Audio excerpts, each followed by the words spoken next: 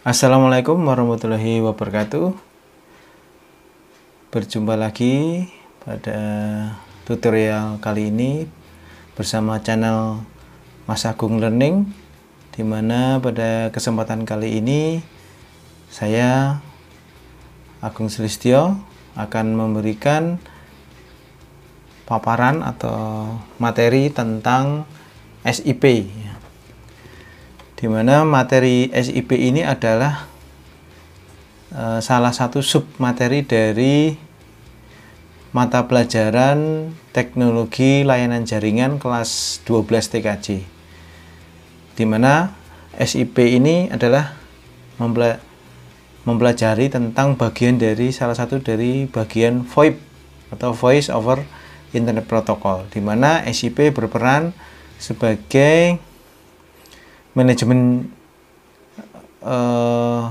komunikasinya, signaling protokolnya itu menggunakan berbasis SIP. Baik, sebelum kita membahas tentang SIP, yang belum subscribe silahkan subscribe channel ini agar mendapat notifikasi terbaru, baik berupa tutorial ataupun panduan materi pelajaran. Nanti kita akan berikan beberapa banyak sekali yang kita akan buat panduan maupun tutorial bermanfaat di channel ini. Kemudian yang kedua, saya akan mereview sebelumnya di materi sebelumnya tentang konsep dasar VoIP. Saya akan mereview tentang VoIP sebelum kita ke SIP. Jadi VoIP atau Voice over Internet Protocol adalah teknologi yang memanfaatkan Internet Protocol atau IP untuk menyediakan komunikasi voice secara elektronis dan real time. VoIP sebenarnya adalah aplikasi internet biasa seperti layanan www dan email. VoIP sebagai layanan internet biasa disebut IP telepon. Kemudian infrastruktur internet dibutuhkan agar dapat menggunakan atau menyediakan layanan VoIP.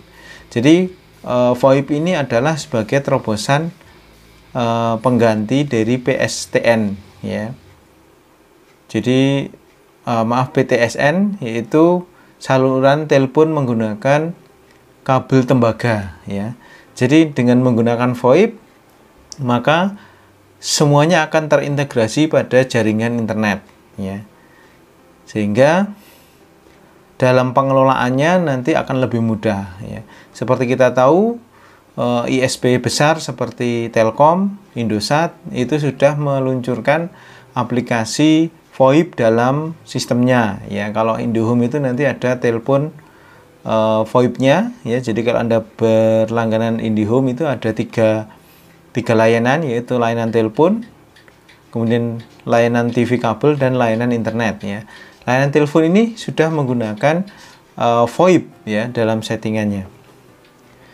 Kemudian selanjutnya jaringan VoIP ini untuk mengingat-ingat lagi, Di sini di tengahnya adalah jaringan internet, Kemudian ada PSTN gateway, Ada PSTN itu telepon jalur kabel, kemudian tersambung ke internet, PSTN-nya itu tersambung ke internet. Kemudian ada IP-PBX, IP-PBX itu adalah alat untuk manajemen telepon di kantor, di tempat terbatas, bisa berapa port, Kemudian ada laptop, ada VoIP service. VoIP service server ini nanti berperan sebagai manajemennya, baik manajemen user, manajemen gatekeepernya itu nanti akan tersimpan di VoIP server, Kita kenal dengan namanya soft switch, Jadi setelah kita mempelajari SIP ini, kita akan mempelajari tentang soft switch. Kemudian ada IP phone, telepon berbasis IP, kemudian ada PC, Kemudian ada gatekeeper, Gatekeeper ini gatekeeper yang terdaftar, Itu adalah jaringan VoIP, sebagai gambaran. Kemudian layanan IP telepon atau VoIP itu bisa apa aja, Di sini bisa digunakan seperti tertampil itu voicemail, kemudian instant messaging ya atau chatting istilahnya, kemudian presence atau presentasi, kemudian file exchange atau pemindahan file atau pengganti FTP, kemudian ada video conference ya, VCon ya, kemudian web-based control panel ya, bisa melihat tagihan, bisa melihat call data record, CDR, dan konfigurasi pribadi. Lanjutnya adalah standar VoIP yang digunakan, yaitu protokolnya adalah SIP atau signaling protokolnya adalah bisa menggunakan SIP, IAX2 atau H323 ya. Kemudian media transfer protokolnya bisa menggunakan RTP atau RTCP. Kompresi bisa menggunakan LFI, RHC ya. Kemudian RSVP ya, kompresi video atau kompresi audionya. Kemudian yang tak kalah pentingnya adalah codec ya, coder, decoder, yaitu untuk merubah suara ke dalam data digital, itu namanya codec ya. Itu bisa menggunakan standar industri dan bisa menggunakan standar open source ya. Kemudian perangkat VoIP itu apa saja yang dibutuhkan kalau kita mau merancang sebuah perangkat VoIP ya. Yang pertama adalah dari sisi user nih ya. Dari sisi klien itu ada bisa berupa PC, laptop, PDA, HP ya. Kemudian softwarenya bisa berupa NetMeeting, Xlite, SJPhone ya, Windows Messenger dan sebagainya. Kalau sekarang sudah banyak sekali SIP, perangkat SIP klien ya. Kemudian ada IP phone dan Ethernet phone ya. Maksudnya IP phone itulah telepon berbasis IP ya. Kemudian ada USB phone ya. Ada sekarang yang berbasis USB. Kemudian ada telepon biasa analog, nanti dihubungkan dengan PBX. Nah, dari sisi provider itu harus ada komputer server dengan server software VoIP ya, bisa menggunakan Asterisk, SIMS, SIR, dan GNU/PK. Yang paling nanti kita akan pelajari adalah menggunakan Asterisk ya, bisa menggunakan FreePBX atau yang lainnya. Baik user ataupun provider harus tersambung ke dalam internet ya. Jadi nanti ada syaratnya. Kalau terhubung internet berarti server ini harus terhubung ke IP publik ya, supaya bisa diakses dari luar. Nah, sekarang kita akan belajar tentang signaling protokol ya. Standar signaling protokol untuk VoIP ya. Yang kita pelajari adalah SIP atau Session Initiation Protocol. Apa itu SIP ya? SIP ini adalah the Session Initiation Protocol is an application layer control. Jadi adalah kontrol pada sisi layar aplikasi ya. Kemudian maksudnya kalau di dalam TCP/IP itu pada layer aplikasi ya, atau application ya, dimana bisa membuat, memodifikasi ya, kemudian menghentikan sesi satu atau lebih partisipan atau satu atau lebih user agent. Decision include internet ya. Sisi ini termasuk internet multimedia atau video conference ya. Kemudian telepon, internet telepon, dan multimedia distribution, misalnya mau upload video, download video, dan sebagainya. Kemudian fungsi dari SIP adalah call initiation ya, membangun sebuah sesi komunikasi ya. Jadi SIP itu fungsinya untuk membangun sebuah komunikasi di jaringan ya. Kemudian mengundang user lain untuk bergabung di dalam sesi komunikasi. Kemudian juga adalah call modification, yaitu bila perlu SIP dapat memodifikasi sesi komunikasi. Kemudian ada call termination, yaitu menutup sesi komunikasi. Kemudian ada presence, yaitu mengumumkan status user pada user lain ya. Jadi statusnya online, offline, away atau busy ya. Jadi kalau misalnya sambungan itu sedang dipakai, maka SIP ini juga akan mengirimkan ketika ada yang menghubungi, akan mengirimkan sinyal yang sedang menghubungi itu ya. Statusnya apa? Dia online, offline, airway ya, away atau busy atau sibuk ya. Jadi SIP ini bukan media transfer protokol ya.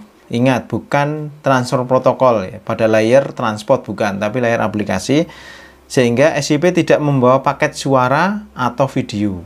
Jadi SIP memanfaatkan RTP atau real time protokol untuk media transfer ya. Jadi nanti pakai protokol UDP ya. RTP itu menggunakan protokol UDP.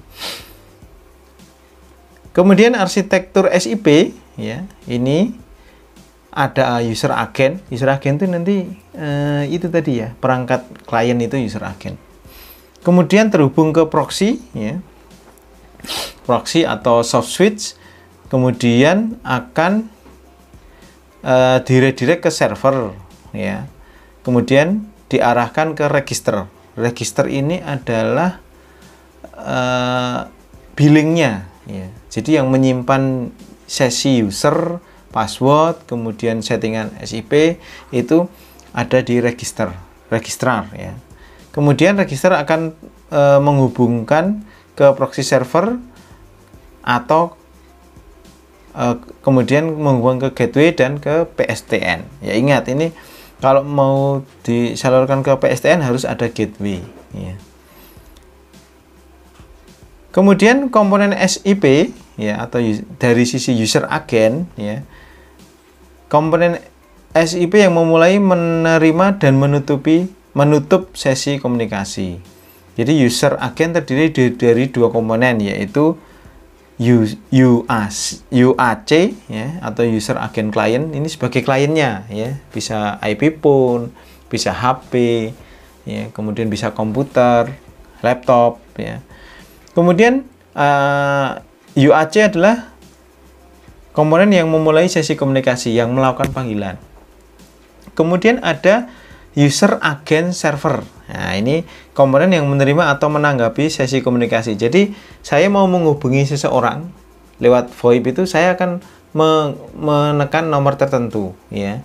Kemudian ini akan dikirimkan ke server ya. Kemudian server akan mengecek ya, nomor ini itu sedang apa tadi, presentnya itu sibuk, sedang ada panggilan atau sebagainya. Kalau sedang kosong, maka dia server inilah yang nanti akan menghubungi ke UAC yang lain, UAC tujuan ya. Kalau tadi saya UAC source atau sumbernya, mau menghubungi ke, misalnya mau menghubungi ke nomor 105 ya, maka server ini akan menghubungi 105 begitu ya, sama dengan TCP/IP. Kemudian baik UAC maupun UAS atau user agent server dapat menutup sesi komunikasi ya. Jadi kalau saya mau selesai ya tutup ya. User agent dapat berupa software ya, softphone misalnya di HP, atau berupa hardware atau hardphone, yaitu IP phone itu ya. Bisa berupa HP, di dalam HP, bisa berupa perangkat telepon IP. Kemudian ini adalah contoh dari SIP user agent. Jadi di sisi kliennya yang berbasis softphone, yaitu Kphone, ada Linphone, SJphone, Xlite, Windows Messenger, IDFish dan sebagainya. Sekarang itu ada banyak sekali ya. Tinggal nanti pakai HP ya. Pakai HP, kemudian nanti di Play Store ditulis SIP gitu. Wah, itu nanti muncul banyak sekali. Kemudian contoh hardphone ya, itu bisa ATA atau analog telepon adapter, IP phone atau Ethernet phone, kemudian USB phone. Kemudian komponen SIP yaitu proxy ya. Yaitu proxy itu adalah penengah antara user agent bertindak sebagai server dan klien yang menerima request. Jadi tadi sudah saya ceritakan ya, servernya itu penghubungnya itu ya. Kemudian dan menyampaikan pada user agen lainnya ya. Request dapat dilayani sendiri atau disampaikan di forward pada proxy lain ya. Jadi kalau ada misalnya ada server yang lain dengan nomor yang berbeda, nanti itu harus dilakukan terang ya, dilakukan terang. Jadi server A, server B, ini nomornya 10 sekian, ini nomornya 20 sekian, ini diterangkan sehingga saling bisa komunikasi. Si A bisa menghubungi ke B ya, karena ada terang. Ini berarti sudah menyimpan nomor-nomor ini ya, walaupun nomornya beda, itu bisa saling terhubung. Itu server ya, bisa dapat dilayani sendiri atau disampaikan ke proxy lain ya, itu kalau nomornya berbeda. Kemudian menerjemahkan dan menulis ulang request message sebelum menyampaikan pada user agen tujuan atau proxy lain ya. Kemudian proxy server menyimpan sesi komunikasi antara UAC dan UAS ya. Ini proxy server ya. Kemudian di sini adalah call flow atau urutan pemanggilan pada SIP ya. Di sini yang pertama adalah sesi 1 yaitu invite ya. Endpoint 2 to site 2 ya. Ini akan menuju ke proxy dulu. Nah, proxy akan mengarahkan ke endpoint 2 yaitu ke location server ya, di server billingnya itu. Kemudian server akan mengarahkan lagi ke proxy ya, diterima.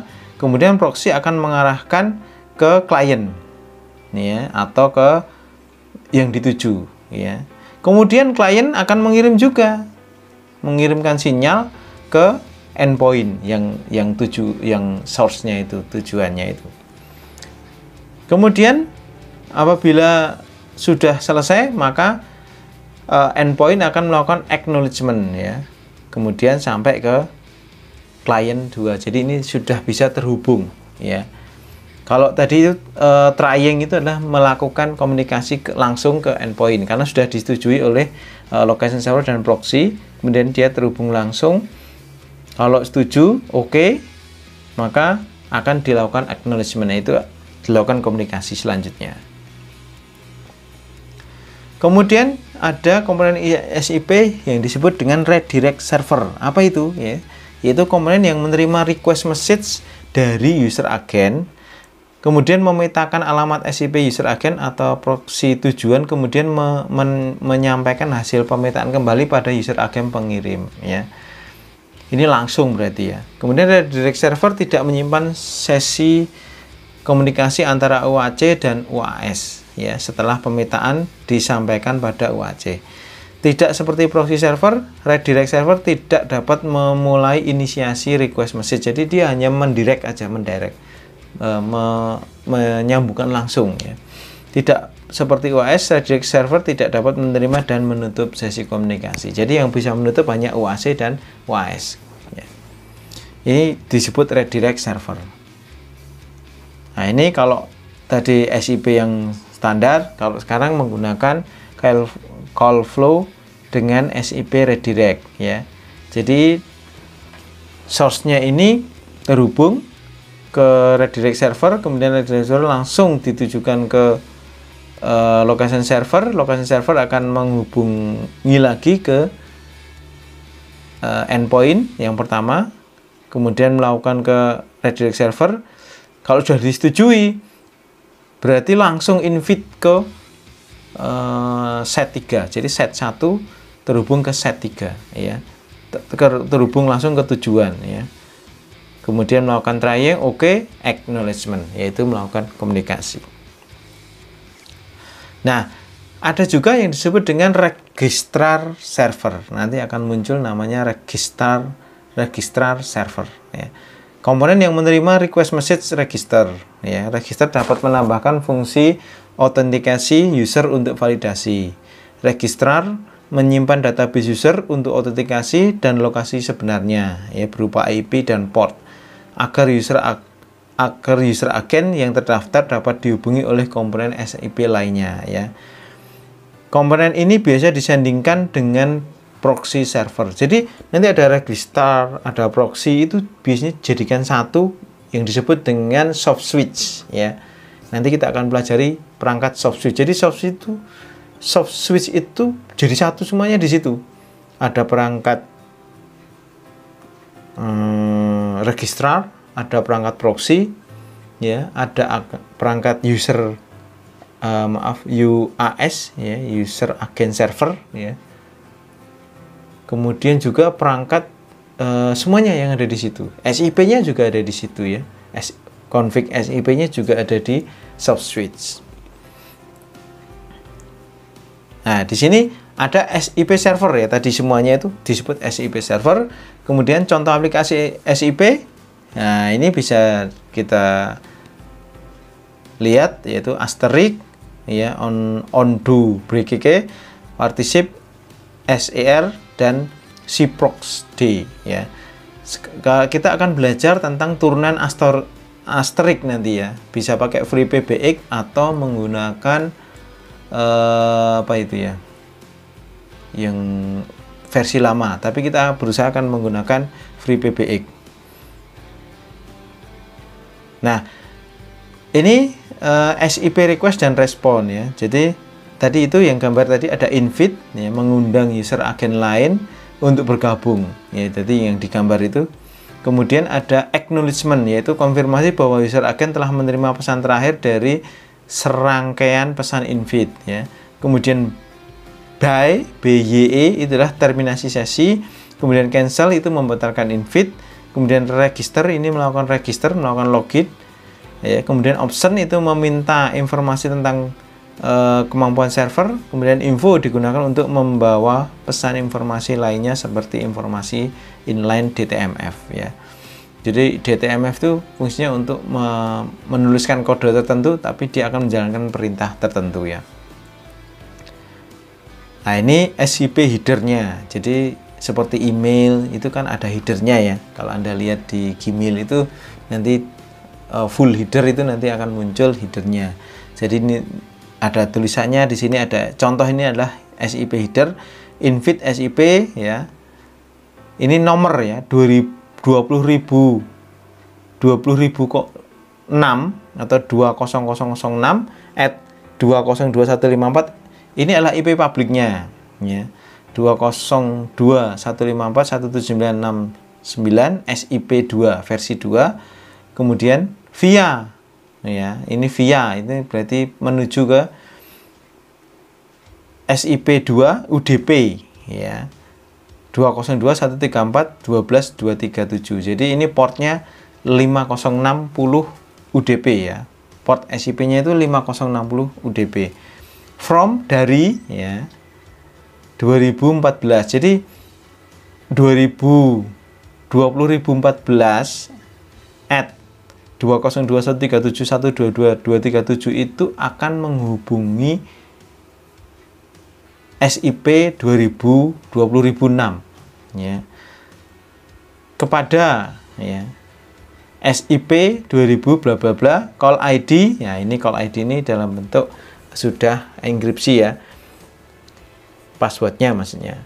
Kemudian sequence ya 100 invite, expire ini 180 second.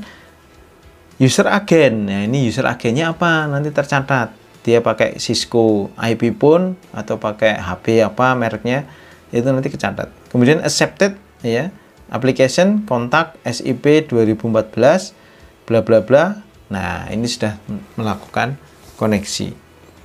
Ini SIP headernya. Kemudian format pengalamatan SIP ya, setiap komponen SIP mempunyai alamat SIP ya. Format alamat SIP ya, yaitu username @host tadi. Jadi 20.000 sekian itu username ya, pembatasnya hostnya apa ya. Ini bukan email ya, tapi ini pengalamatan SIP. Misalnya SIP Anton. Nah, ini berarti username-nya Anton ya. Kemudian add VoIP rakyat, ini hostnya ya.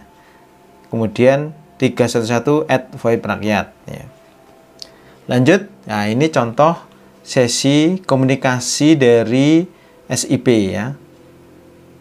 User agent melakukan invite ya ke proxy server ya, kemudian dilanjutkan ke redirect server, kemudian oleh redirect server kemudian dilanjutkan lagi dengan metode acknowledgement, kemudian invite lagi ke proxy server. Nah, ini kalau proxy servernya berbeda-beda ya nomornya.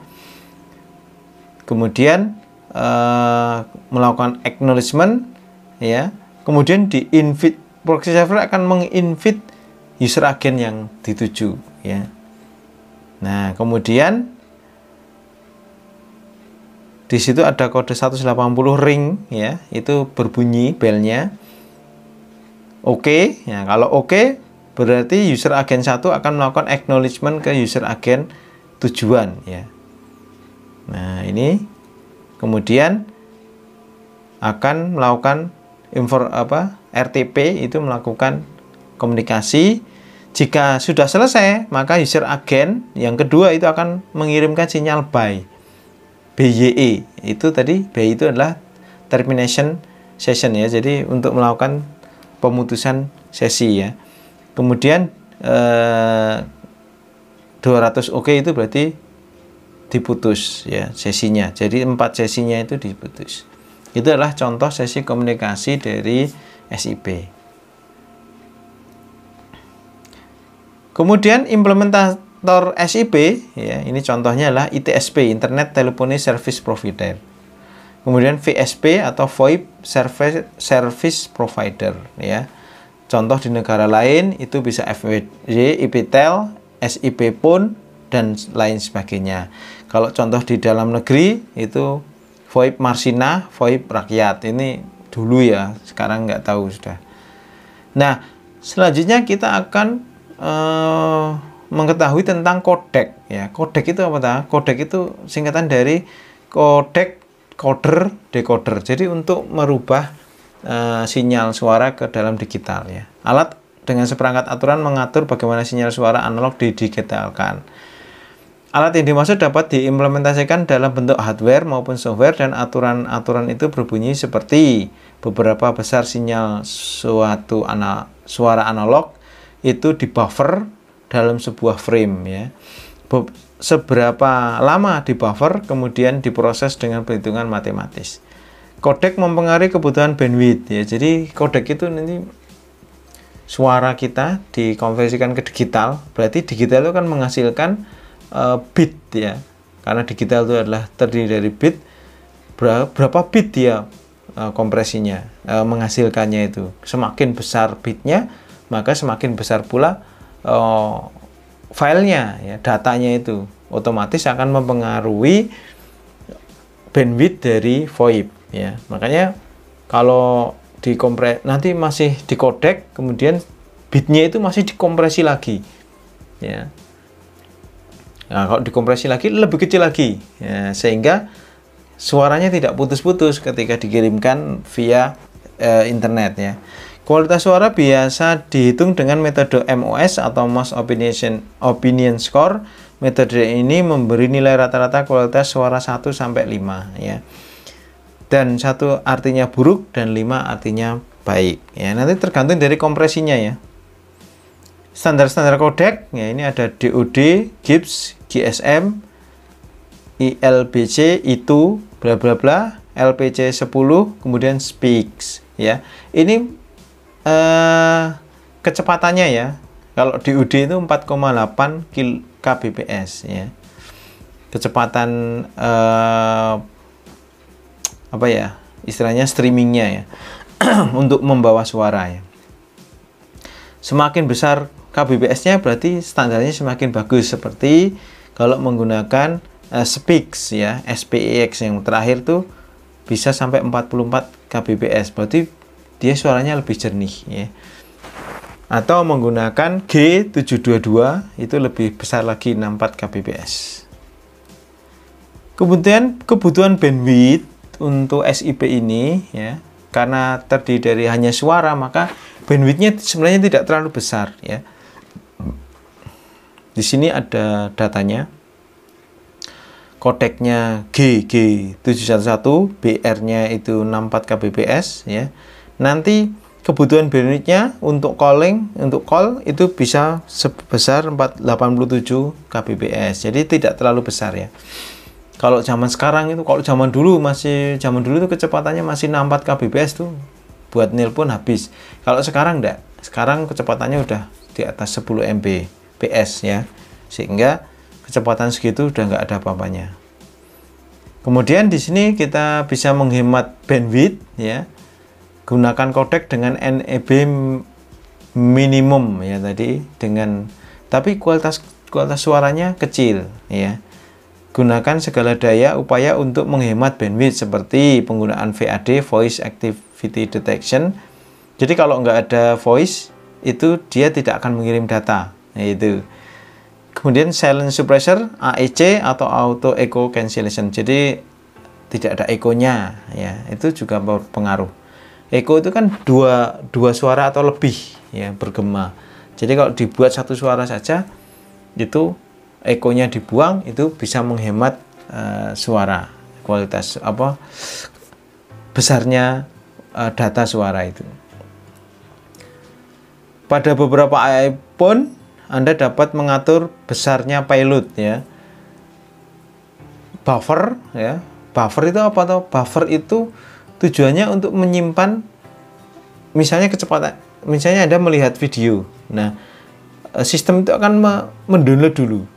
Mengambil beberapa detik ya. Kemudian baru siarkan ya. Sehingga ketika suatu saat macet, nanti ada butuh berapa detik sudah tersimpan. Misalnya 5 detik. Jadi kalau macetnya cuma 1 detik, 1, 2, nah itu otomatis masih bisa di buffer ya. Sehingga video atau suara itu tidak putus. Itu buffer fungsinya. Kemudian gunakan gateway yang mampu menerapkan CRTP ya, atau compressed RTP ya, atau ROHC atau robust header compression. Jadi mengkompres header dari SIP-nya. Mengapa menggunakan SIP? Nah, ini kenapa kita nanti akan menggunakan SIP? Salah satunya, contohnya intinya adalah open source ya. Software mudah diperoleh dan status produksinya setara dengan komersial. Terbukti bekerja baik pada beberapa VoIP service provider. Mudah mengimplementasikan fitur-fitur baru ya, digabungkan dengan free email. Mampu bekerja untuk user agent yang berada di belakang NAT atau command firewall dengan relatif mudah ya. Kualitas suara dan sebagian besar penggunaan bandwidth diserahkan pada peer-to-peer ya. Jadi peer-to-peer itu diserahkan sesuai kondisi jaringannya. Itu saja penjelasan tentang SIP ya, semoga bermanfaat, dan pada materi selanjutnya kita akan jelaskan tentang soft switch ya. Ini masih teori semuanya ya. Nanti kita pada praktek itu akan menginstalasi software soft switch, yaitu menggunakan FreePBX ya. Kemudian prakteknya nanti kita akan membuat langsung ya, karena ini masih masa pandemi, saya akan menginstal FreePBX 1, kemudian FreePBX ini nanti saya akan demokan kepada Anda semuanya. Jadi Anda nanti sebagai user agen. Itu saja, jangan lupa yang belum subscribe segera subscribe supaya dapat notifikasi terbaru dari channel Mas Agung Learning. Demikian, saya kira cukup sekian. Saya tutup. Assalamualaikum warahmatullahi wabarakatuh.